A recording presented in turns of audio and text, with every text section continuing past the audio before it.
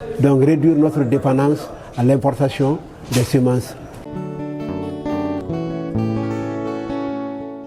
Moi, je suis Zakaria Diara, le président de la Fédération des producteurs de pommes de terre de la région de Koulikoro et le vice-président de l'interprofession pommes de terre du Mali. Bon, l'objectif de ce matin, c'est de redynamiser au moins la filière production pommes de terre en regroupant l'ensemble des producteurs du Mali autour d'une confédération pour au moins se permettre d'aboutir à l'atteinte d'un certain nombre d'objectifs.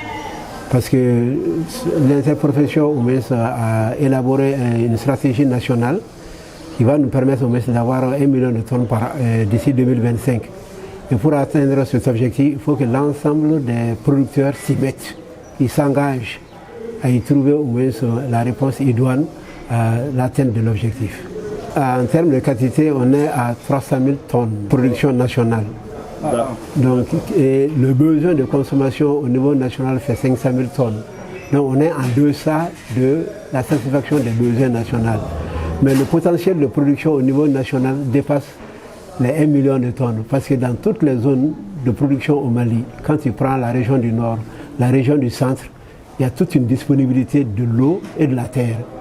Donc le Mali en termes d'objectifs comparatifs, le Mali est en avance par rapport à la sous-région, en termes de disponibilité de terre et d'eau pour la production de la pomme de terre. Bon, le premier défi à relever, c'est au moins d'assurer la production nationale en semences.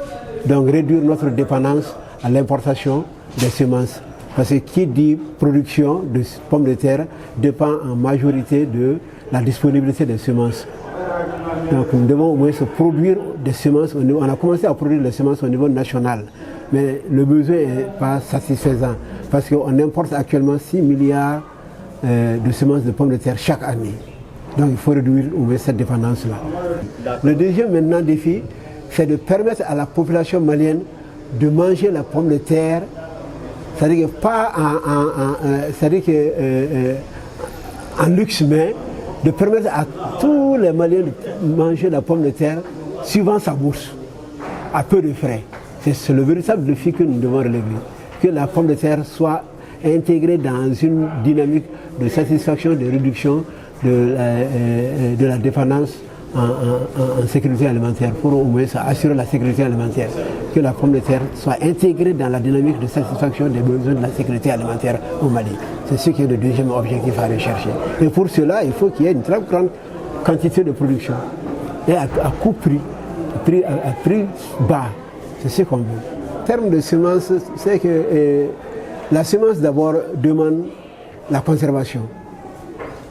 Parce que la période de production est idoine, mais la période de conservation s'étale jusqu'à la période de la nouvelle production. Donc il faut au moins des unités de chambre froide pour mieux pouvoir les conserver. Or actuellement, le Mali est en crise de disponibilité de chambres froides. Tu vois? Parce qu'il faut construire des chambres froides. Bon, et que ça aussi c'est lié à des problèmes d'électricité. Le coût de l'électricité est très élevé au Mali. Donc ça va impacter beaucoup sur la conservation. Donc ça c'est les deux facteurs clés qui sont des freins au moins à la production nationale de semences de pommes de terre. Actuellement on a commencé au niveau de Sikasso, le gouvernement avec le don japonais nous a permis de construire une chambre froide de 3000 tonnes. Donc on a plus de 3000 tonnes de chambres froides de pommes de terre disponibles.